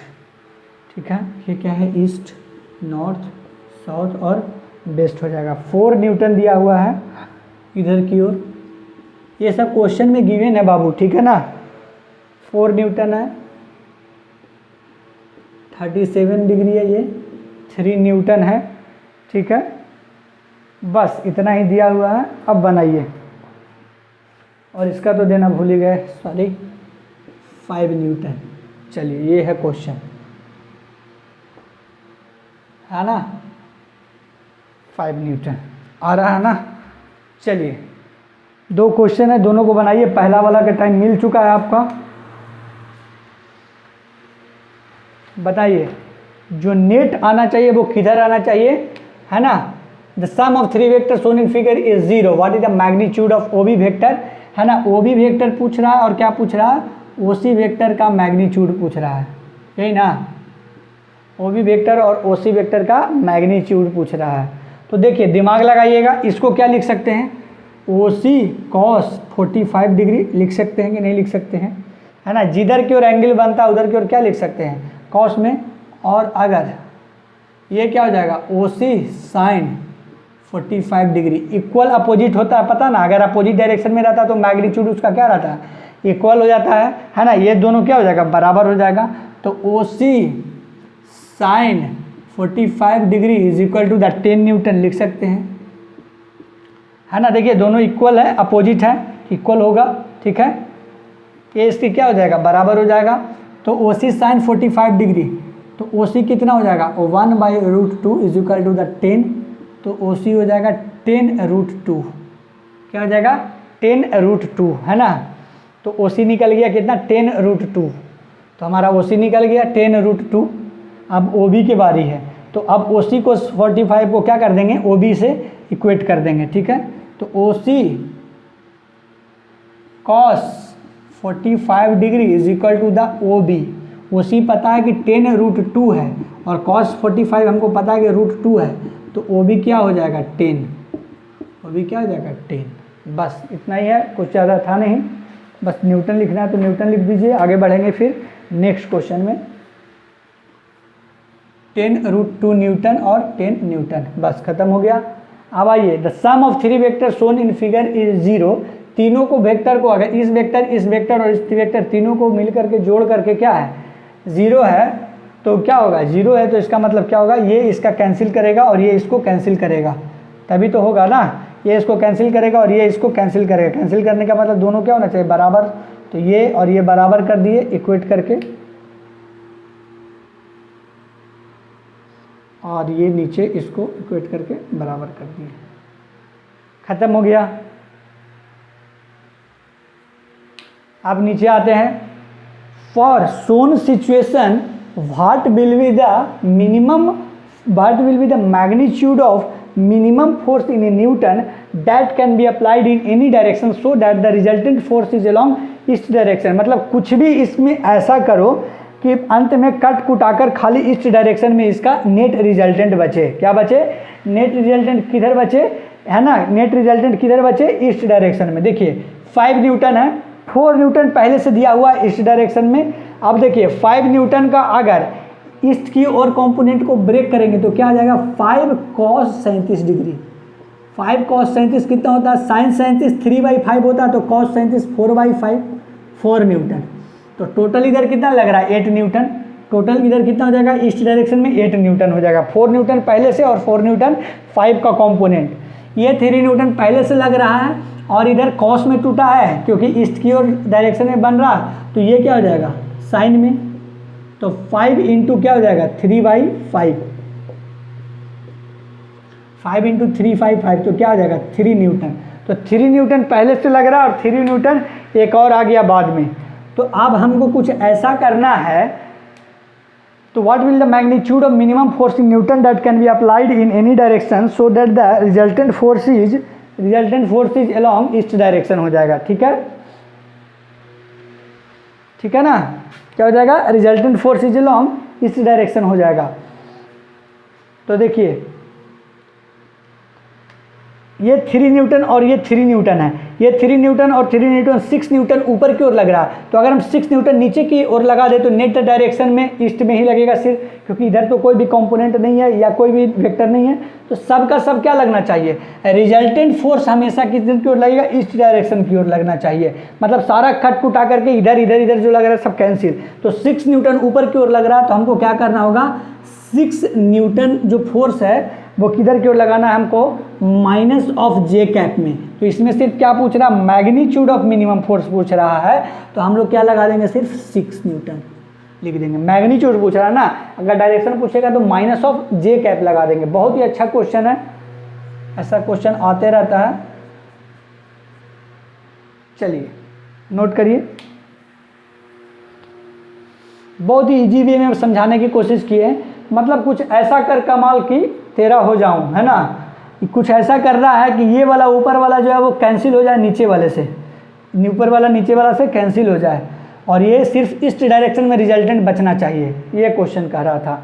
तो हमको क्या करना होगा? इसको कैंसिल करना होगा। तो कैंसिल करने के लिए हमको अपने मन से 6 न्यूटन का फोर्स लगाना होगा माइनस जे कैप में। लेकिन यहाँ पर सिर्फ मैग्नीट्यूड पूछा तो हमको मैग्नीट्यूड 6 न्यूटन बोल देंगे। अगर डायरेक्शन बोलता तो माइनस जे कैप लगा देते।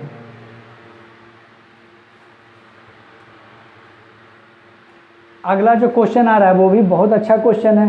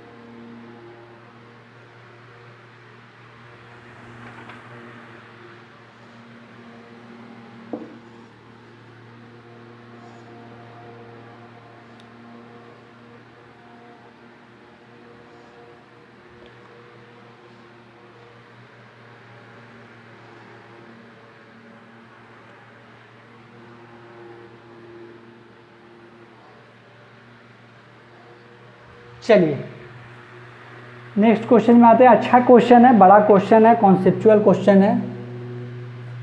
The x and Y components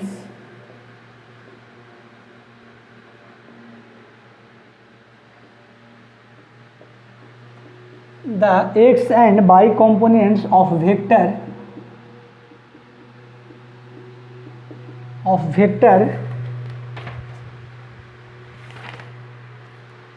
a vector are 4 meter and 6 meter respectively. 6 meter respectively. The x and y components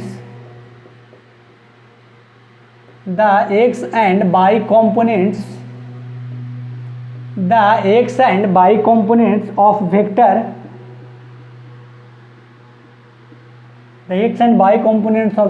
a vector plus b vector are 10 meter and 9 meter respectively.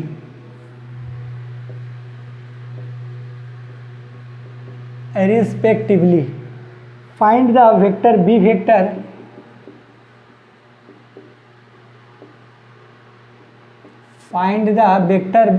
b vector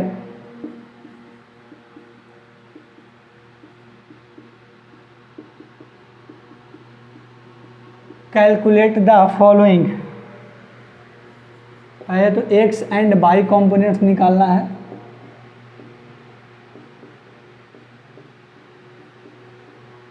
दूसरा question length and C question में क्या है, the angle it makes with X axis.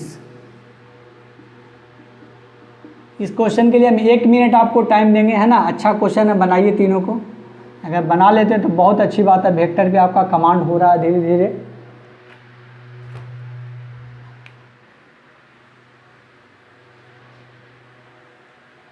चलिए 1 minute का time आपको दे रहे हैं.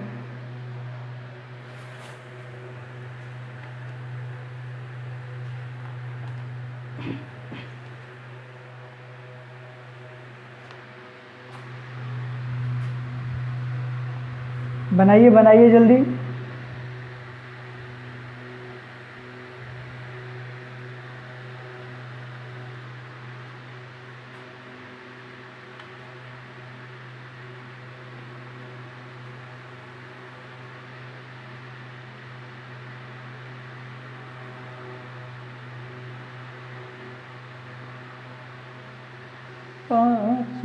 चलो, तो the x and Y components of vector A vector, X and Y component of A vector, मतलब कि क्वेश्चन में दिया क्या हुआ, एक बार ध्यान से देखिएगा. ए x i cap plus A Y J cap, यही दिया हुआ है ना. 4 आई कैप दिया हुआ एक्स की तरफ और वाई की तरफ क्या दिया हुआ 6 जे कैप. देखिए x and Y components of vector A vector, ठीक है. ए वेक्टर का दिया हुआ 4 मीटर एक्स की तरफ, तो 4 आई कैप लिख देंगे. 6 मीटर दिया हुआ वाई की तरफ, तो 6 जे कैप ले दिए. The x and Y components of vector A vector plus B vector, मतलब कि एक रिजल्टेंट वेक्टर है ना, वो क्या होता है a vector plus B vector. तो ये रिजल्टेंट वेक्टर है, वो दिया हुआ है कितना, है ना. रिजल्टेंट वेक्टर क्या होगा ए वेक्टर प्लस बी वेक्टर. तो ए वेक्टर इतना दिया हुआ है और वेक्टर इतना दिया हुआ है, तो बी वेक्टर निकालना है. तो a vector plus B vector मतलब आर वेक्टर कितना दिया हुआ है 10 मीटर एक्स की तरफ, मतलब 10 i cap plus 9 j cap हो जाएगा. इतना समझ में आया कि नहीं आया. तो are vector is equal to the क्या होता है a vector plus of b vector. तो आर वेक्टर लिख देंगे इधर 10 i cap plus 9 j cap is equal to the 4 i cap plus 6 j cap. B vector नहीं दिया हुआ है, तो कैलकुलेट करना क्या, find the vector B vector. तो बी वेक्टर निकालने के लिए क्या करेंगे 10 i cap plus 9 j cap जैसे वैसे लिख देंगे. इधर लेंगे तो माइनस में हो जाएगा 4 i cap plus 6 j cap को साथ में ले आए हैं. बी वेक्टर ऐसे ही रहेगा. सॉल्व करेंगे 10 i cap plus 9 j cap minus of 4 i cap, है ना. ऐसा करते हैं, आप लोग यहाँ पे कंफ्यूज ना हो जाए, इसलिए मान लीजिए दोनों को हम बराबर के इधर ला रहे हैं, तो दोनों क्या हो जाएगा माइनस में 4 i cap minus of 6 j cap. ठीक है. अब 10 आई कैप में से 4 आई कैप जाएगा 6 आई कैप, 9 जे कैप में से अगर 6 जे कैप जाएगा तो कितना हो जाएगा. तो ये हो गया हमारा बी वेक्टर. क्या हो गया बी वेक्टर. तो calculate the following x and Y components भी किसके लिए बी वेक्टर के लिए, किसके लिए बी वेक्टर के लिए, किसके लिए बी वेक्टर के लिए. तो देखिए बी वेक्टर के लिए एक्स और वाई कॉम्पोनेंट निकल गया, एक्स एंड वाई कॉम्पोनेंट निकाल लिए. लेंथ निकालना है, मतलब कि मैग्नीट्यूड निकालना है. लेंथ क्या होता है मैग्नीट्यूड होता है, मतलब स्केलर क्वांटिटी निकालना है, मतलब मैग्नीट्यूड निकालना है. तो बी वेक्टर निकालने के लिए क्या करेंगे 6 का स्क्वायर प्लस 3 का स्क्वायर का अंडर रूट 36 प्लस 9 45 का अंडर रूट आ जाएगा. अंडर रूट कितना आ जाएगा 45 मीटर. तो ये निकल गया. फर्स्ट क्वेश्चन और सेकंड हो गया the angle it makes with X axis, ठीक है ना। तो एंगल निकालना होता है तो क्या करते हैं, एक्स एक्सिस के साथ, तो tan थीटा करेंगे, क्या करेंगे, ए का आंसर हो गया ये ए, बी, अब सी की बात करते हैं। तो tan थीटा से हम लोग एंगल निकालते थे, by component by x component, क्या हो जाएगा, by component by x component. Question में देखिए क्या है, 6i कैप मतलब कुछ इधर बनेगा, ये 6i कैप, 3j कैप किधर बनेगा, इधर की ओर बनेगा, 3j कैप, ठीक है ना। 6i कैप और क्या बनेगा, 3j cap, 6i cap. tan theta बराबर पहले देख लीजिए by component by x component, ठीक है ना। तो बाई कॉम्पोनेंट और एक्स कॉम्पोनेंट, ठीक है, ये एक वेक्टर है और ये एक वेक्टर है, ठीक है ना। ये 6i कैप बनेगा और ये क्या बनेगा, 3j कैप, ठीक है, और एक ये वेक्टर है, तो यही तो होगा इसका रिजल्टेंट वेक्टर, आर वेक्टर है ना, जो ए वेक्टर प्लस बी वेक्टर होता है, ठीक है ना। तो ये मैं बात कर रहा हूँ बी वेक्टर के लिए, ठीक है ना। तो बी वेक्टर के लिए क्या हो जाएगा, ये 6i कैप और 3j कैप। तो tan थीटा निकाल रहे हैं, tan थीटा निकाल रहे हैं, तो क्या हो जाएगा, बाई कॉम्पोनेंट 3 है और इधर 6 है, तो tan theta is equal to the 1/2। तो थीटा बराबर क्या हो जाएगा, tan इनवर्स 1/2 आंसर। तो बस याद रखिएगा कि जब एंगल निकालना होगा एक्स एक्सिस से, ठीक है ना, एक्स एक्सिस से एंगल निकालना होगा, तो इसको मान रहे हैं ये एंगल को, तो ये क्या हो जाएगा, थीटा मान लेते हैं इसको।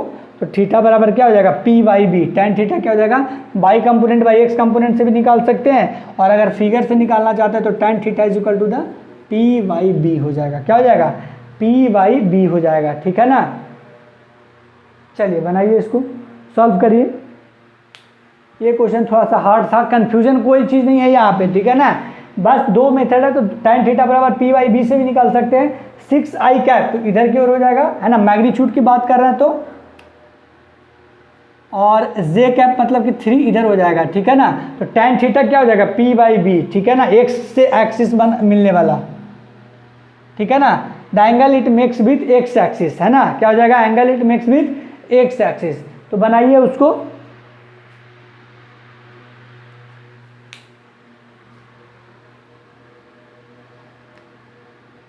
ये 6 है और ये क्या है, 3 है, ये है ना, बाई की ओर 6 है और इधर क्या है, 3 है। तो tan थीटा बराबर p/b से भी निकाल सकते हैं, tan theta is equal to the 3/6। तो एक ये मेथड हो गया, tan इनवर्स 1/2 हो जाएगा, इसको कैंसिल कर देंगे तो 3/2 से 3 2 6 से, तो एक ये मेथड हो गया। और दूसरा क्या है, tan theta is equal to the y component by x component. तो बाई कॉम्पोनेंट क्या है, j कैप 3 और एक्स कॉम्पोनेंट क्या है, 6।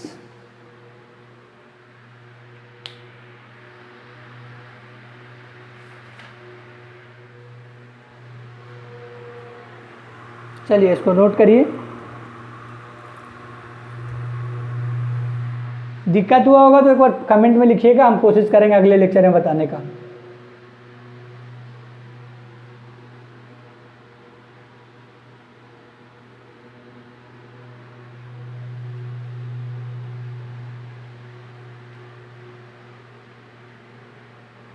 और आगे क्वेश्चन प्रैक्टिस करवाएंगे तो टेंशन नहीं लेना आपको।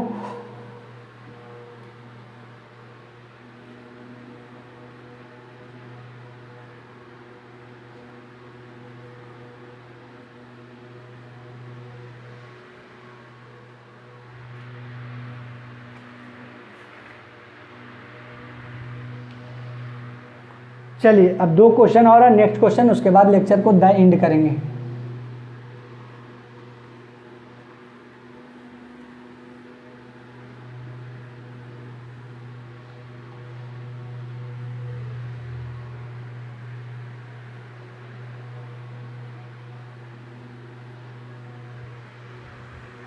चलिए क्वेश्चन क्या है, फाइंड द, लिखिए find the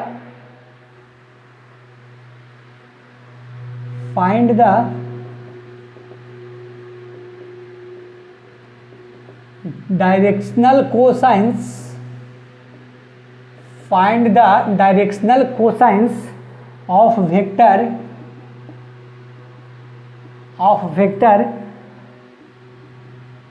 5i cap plus 2j cap plus 6k cap.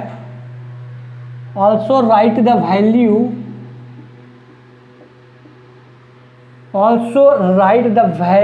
of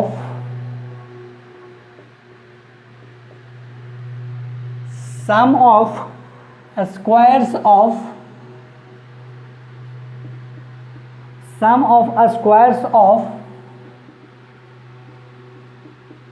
directional cosines of this vector.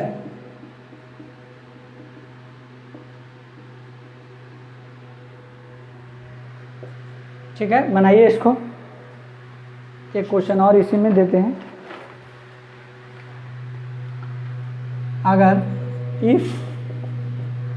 if a vector is equal to the 6i cap minus of 6j cap plus 5k cap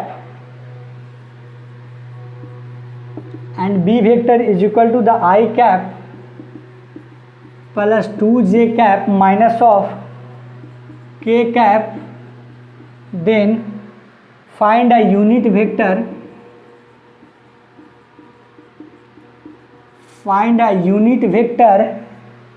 parallel to the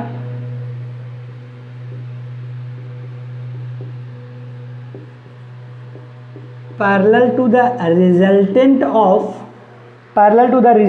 of a vector and b vector. ठीक है, चलिए दोनों question को बनाइए जल्दी से.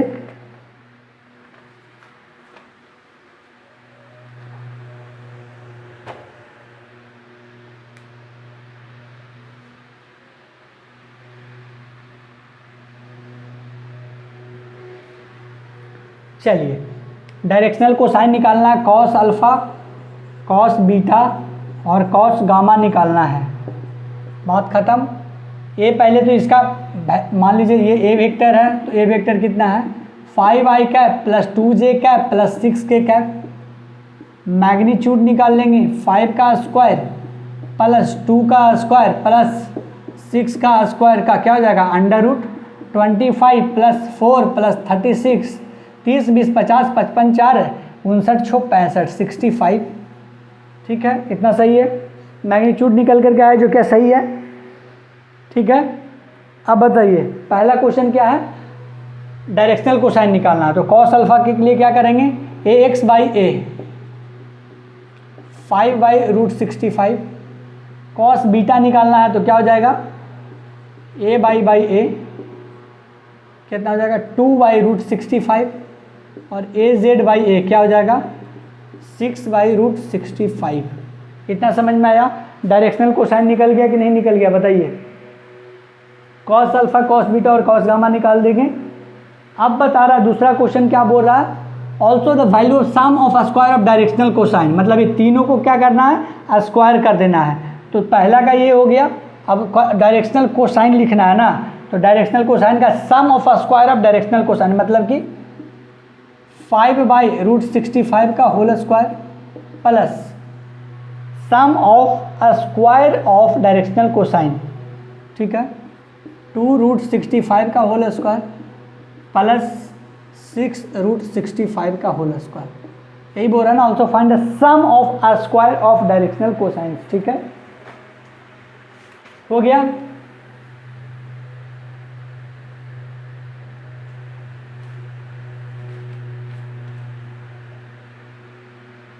चलिए, हो गया कि नहीं हो गया.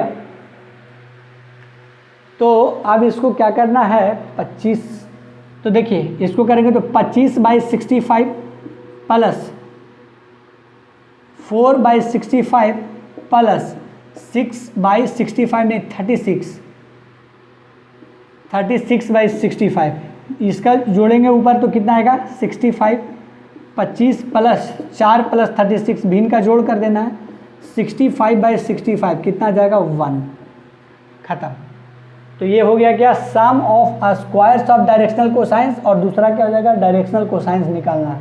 तो ये डायरेक्शनल कोसाइंस हो गया और ये सम ऑफ स्क्वायर हो गया. Sum of squares. A vector B vector दिया हुआ. Find a unit vector parallel to the resultant of, है ना, इसको पहले नोट कर लीजिए, इसको नोट करिए फिर आगे बताते हैं। ठीक है ना, इसको बताइए फिर आगे बताते हैं।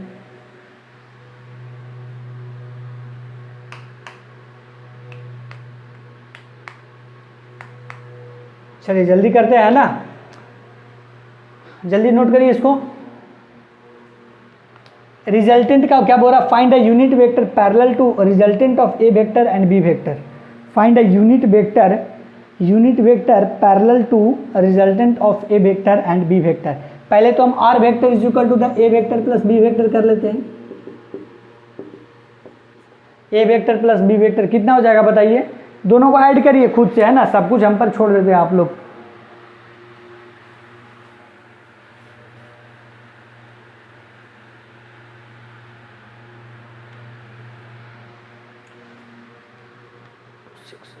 कितना हो जाएगा, ऐड करेंगे 7i कैप, सब कुछ नहीं लिखेंगे, 7i cap minus 6j cap, ये प्लस 2j कैप, कितना हो जाएगा माइनस ऑफ 4j कैप, और ये कितना हो जाएगा 5 कैप का माइनस k कैप, कितना हो जाएगा माइनस ऑफ 4k कैप। ये हो जाएगा a vector plus b vector करेंगे तो r वेक्टर निकल गया। रिजल्ट यूनिट वेक्टर फाइंड करने का रहा रिजल्टेंट का, parallel to the resultant of, तो r कैप निकालना होता है तो क्या करते हैं सीधे r vector by magnitude of r vector, यही जो होगा वो क्या होगा पैरेलल टू द रिजल्टेंट, मतलब इसी का अगर निकाल लेंगे तो उसके पैरेलल जो आ रहा है वो भी आ जाएगा, है ना। पैरेलल मतलब क्या होता है, इसी पे इस तरीके से, तो इसका निकाल देंगे तो ये भी उतना ही होगा, होगा कि नहीं होगा। तो r cap is equal to the r vector by magnitude of r vector, 7i cap minus of 4j cap minus of 4k cap. Magnitude निकालना चाहते हैं r वेक्टर के मैग्नीट्यूड, तो कितना हो जाएगा 7 का स्क्वायर प्लस माइनस ऑफ 4 का स्क्वायर प्लस माइनस ऑफ 4 का स्क्वायर। सही किए हैं कि नहीं किए, नहीं किए हैं। 5k cap minus k cap कितना होता है प्लस 4k कैप हो जाएगा, ठीक है ना। तो 49 प्लस 16 प्लस 16 कितना हो जाएगा 81, कितना हो जाएगा 81 का अंडर रूट कितना हो जाएगा 9, बस answer. 7i cap minus 4j cap minus 4k cap, है ना, माइनस नहीं यहाँ पर प्लस होना चाहिए, ठीक है। 7i cap minus 4j cap plus 4k cap, ठीक है, बाई 9 हो जाएगा, ठीक है ना। तो यहाँ तक आप नोट कर लीजिए, पहले थोड़ा सा टाइम दे रहे हैं।